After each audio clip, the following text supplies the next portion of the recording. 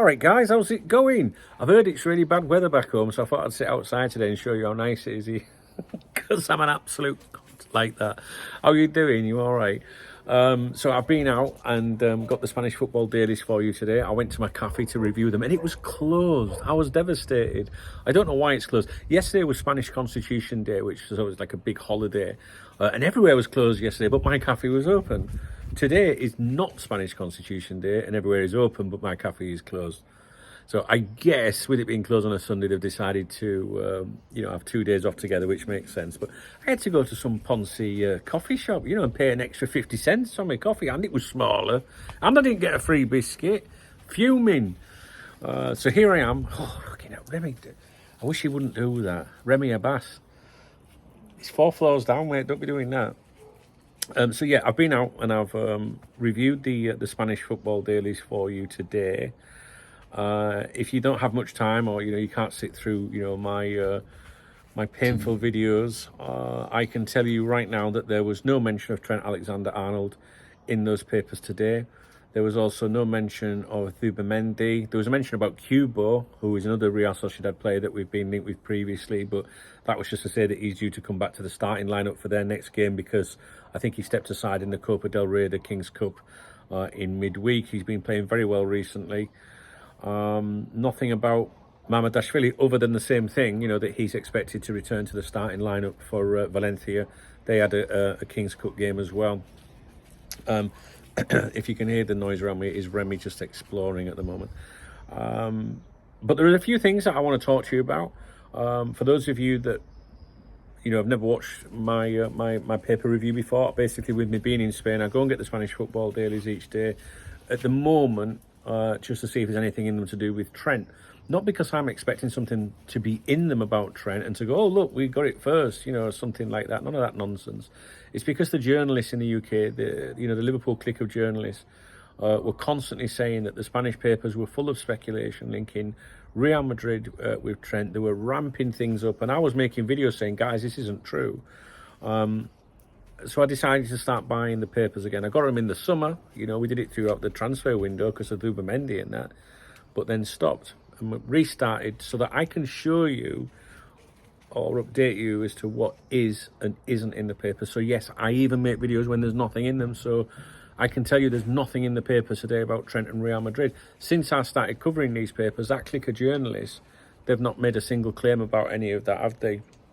So what I will say is the last time that they mentioned Trent was on match day when we played Real Madrid. They've not mentioned him since. Now, for those of you that have monitored or watched these videos, should I say, you will know that for weeks and weeks and weeks, the Spanish media, and particularly Marca and AS, the ones that are pro Real Madrid, especially Marca, have been banging on about the need of a centre-back and a right-back.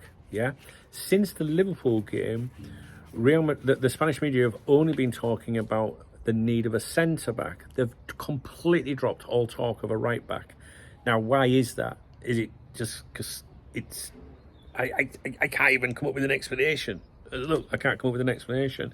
They did a 2-page spread a week ago or something about the 4 centre-backs that are coming through. No mention of the right-back position. No mention of Jesus Fortea, the right-back, young right-back teenager at Real Madrid. It's like they've forgotten about it. So some people might think that means they've resolved it. They already know. There's nothing coming out of Real Madrid because they've got it sorted. They're not flapping anymore. I don't know, but I just want to mention that to you. So I'm going to go through the papers as to what they are saying today about the different things. There is nothing to do with Liverpool. I mentioned a couple of players or whatever that Liverpool have been linked with previously. But there's no mention of anything to do with Real Madrid needing a centre-back or a right-back again. Okay, so you don't need to watch the video, to be honest with you. This is just for those of you that enjoy knowing what's been said out here. So starting with Marca, they were talking about Real Madrid's game at Girona this evening. They played tonight. And it said the level of pressure that Madrid is facing at Girona is high. The defeat against Athletic previously, the 5th of the season for Ancelotti's men, has hurt because the Mbappe era has not taken off. Even if the Frenchman scores 10 goals, that's what it says, even if he scores 10, they don't give a fuck. The reality is that he is nothing like the star player he once was. Madrid will face Girona, who have been knocked out of the cup, but who are on an upward trend in the league, 10 points out of the last 12. This is a superstar, Mbappe. Look what the media is like with him. When they lost to Liverpool, it was all his fault. They absolutely slaughtered him. Do you know what I mean? Do you want that, Trent? I'm not sure I'd want that, pal. And you are a superstar. I'm sorry, mate, he's not a superstar. But he's great. He's our superstar. He's a superstar if he stays at Liverpool, right? And let's hope he does. Real Madrid are second in La Liga, 4 points behind leaders Barcelona, and Girona are 8th. Now, Carlo Ancelotti was talking about the comments, being under pressure. There was a reference to Liverpool, saying that Liverpool and the other team who they recently lost to, maybe that was Athletic, I can't remember. He was saying that Liverpool were brave, and he's talking about the pressure that he's coming under from the press.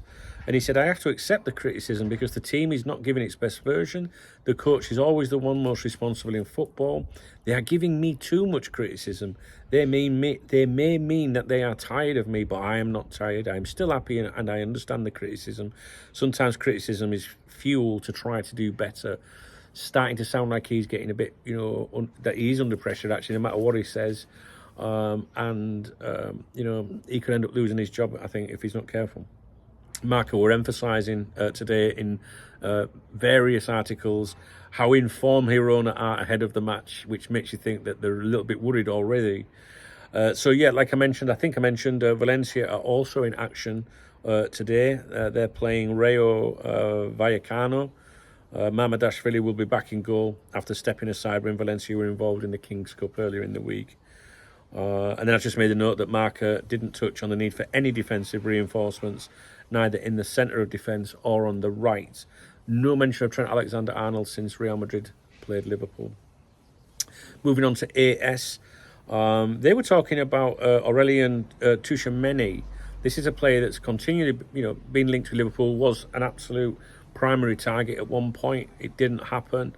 It continues to be mentioned with Liverpool. I'm singling him out because of that, because people think that Liverpool still do have an interest in him and are keeping an eye on him. And one of the columnists in AS wrote, "What is Aurelien Tchouameni good for at Madrid? I admit it is a mystery. I admit that I don't have the slightest explanation for Carlo Ancelotti's almost automatic reflex that puts the French midfielder in the starting 11 every chance he gets. He even picks him ahead of the always excellent Eduardo Camavinga, that robot portrait of the modern player.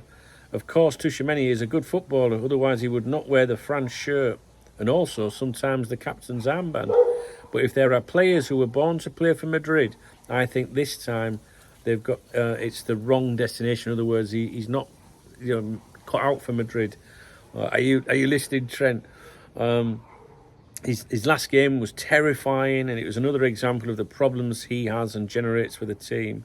Tchouameni is always between two waters. He doesn't really know when to attack or when to defend, and his exaggerated belief in his ability to dominate the ball causes goal danger situations. So Tchouameni, I'm mentioning because they think he's garbage, right? But their views of Real Madrid players and expectations may be a little bit different to ours, and what might not work at their club might work at ours. Mbappe 2026.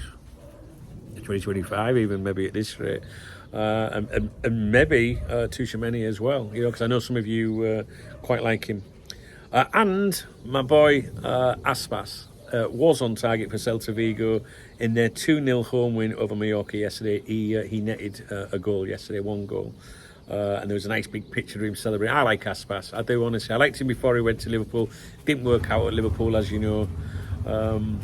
But if you watch my review of the papers, I always mention Aspas when I can. I like him, he's good. Do you know what, honestly, since he left Liverpool, he's been fucking amazing. He's an absolute hero in Spain. And finally, moving on to sport, which is the Pro Catalan, Barcelona newspaper. There was an article that read that Liverpool will look for an essential victory to continue dominating the English Championship with an iron fist, talking about the Merseyside derby. Obviously, this was written before the derby was cancelled, but they were saying that Liverpool were, that they're dominating in English Premier League, if you like, with an iron fist. And they also said, which I thought was interesting, the Merseyside derby between Everton and Liverpool may not have the same interest as in previous years, although it never loses its magic. So That's a strange one. I don't know. Do you think that the Merseyside derby has lost its interest? To us, it hasn't, has it? For me, each year, the big fixtures for me each year are Manchester United and Everton. That's it. Not even Man City, of course. They're the ones that we've been competing with. So you want to get something over them, kind of like we used to with Chelsea as well. We get something over everyone, don't we? But Chelsea was that team for a while. Was it Man City at the moment? But for me, I guess they are our rivals, our modern rivals. But for me, I'm talking about I'm not even going to say the words because you're probably getting told off in the videos today. But the ones that you really like, I don't know. That makes it sound like you're not really fired up to. I don't despise Manchester City. Do you know what I mean? I do see them as a Premier League rival. I want to get one over them. I want to beat the fuckers and all that. But when it's Man U and when it's like Everton, it's bitter. I feel like it's really bitter atmosphere. Do you know what I mean? And they're the fixtures that I like each year. So I'm devastated that the Merseyside derby didn't go ahead today. Because of a bit of wind and that. I mean, look at the weather conditions. If I can feel a breeze, can you feel that breeze? Oh, look! Let's call the video off, Rem.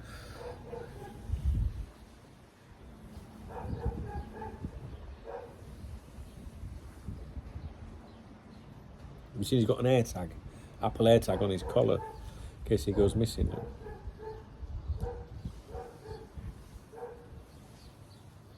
Remy. Right, guys, I'm gonna shoot off. Don't forget, we're having a Cop Talk Christmas party this afternoon. It's just a few, not a party as such. I mean, we'll just have some music and maybe we'll have a little drink or something like that. We usually do that on a Saturday night anyway, but yeah, we're doing it this afternoon, 3 o'clock UK. It'll be on the private server, so if you do come along, you might be a bit confused. You'll be like, well, where the fuck's done?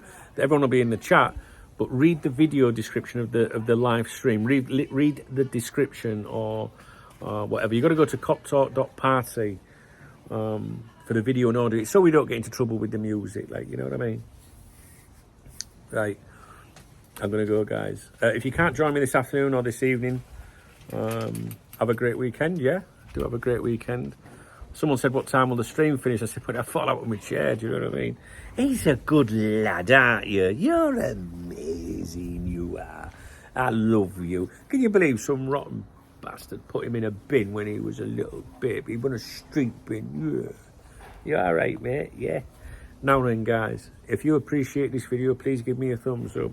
Please drop me a comment, let me know what you're doing this weekend. And if you don't, hit the super thanks, I'm going to throw Remy off here. Never mind, put him in a bin. I'm going to throw him off into the street. Dear me. No, just think, right, the more coffees I buy, I get a free biscuit when my cafe's open, which means Remy gets a biscuit as well, doesn't he? Hey, guys, listen, have a great weekend. And I hope listen, please don't. I'm worried he's going to start running around, because if he jumps, I'm going to hold his collar now. I'm getting worried. He's getting a bit excited. What was I saying? Have a great weekend is what I was saying. All right, guys. Hey, listen, the Merseyside derby might have been cancelled, but I think that helps us a little bit, to be honest with you, for obvious reasons, to do with suspensions and having a break and that. All right, guys. Take care.